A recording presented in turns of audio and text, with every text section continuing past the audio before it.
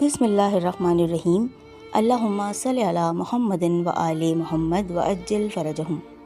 ہم بات کر رہے ہیں سورہ کہف کی۔ سورہ کہف پارہ نمبر 15 اور 16 میں ہے۔ رکوع اس میں 12، کل آیات 110، کلمات اس میں 1577، حروف اس میں 6360 ہیں۔ آیت نمبر 42 کا ترجمہ یہ ہے کہ چنانچہ اس کے پھلوں کو آفت نے گھیر لیا، بس وہ اپنے باغ کو اپنی چھتوں پر گرا پڑا دیکھ کر اس سرمائے پر کف افسوس ملتا رہ گیا جو اس نے اس باغ پر لگایا تھا، اور کہنے لگا کہ اے کاش میں اپنے رب کے ساتھ کسی کو شریک نہ ٹھہراتا۔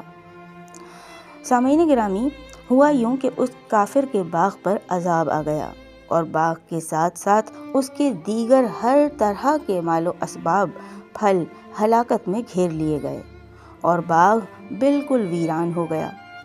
تو وہ حسرت کے ساتھ ان اخراجات پر اپنے ہاتھ ملتا رہ گیا جو اس نے باغ کی دیکھ بھال پر خرچ کیے تھے، اور وہ باغ اپنی چھتوں کے بل اوندھے منہ گر پڑا۔ پھر اس حال کو پہنچ کر اسے مومن کی نصیحت یاد آئی، اور وہ جب سمجھا کہ یہ اس کے کفر و سرکشی کا نتیجہ ہے، اور اس وقت وہ کہنے لگا کہ اے کاش میں نے اپنے رب کے ساتھ کسی کو شریک نہ کیا ہوتا۔ تو سامعین گرامی، یہاں پتہ چلتا ہے اور ایسے حالات میں ہی معلوم ہوتا ہے کہ تمام اختیارات صرف اور صرف اللہ رب العزت کے دست قدرت میں ہیں۔ وہی ہے، وہی چاہے تو پھلوں سے لدے ہوئے باغات عطا فرما دے، اور وہ چاہے تو ایک لمحے میں سب کچھ تہس نہس کر دے۔ جی سامعین گرامی، یہ تھا سورہ کہف کی آیت نمبر 42 کا ترجمہ۔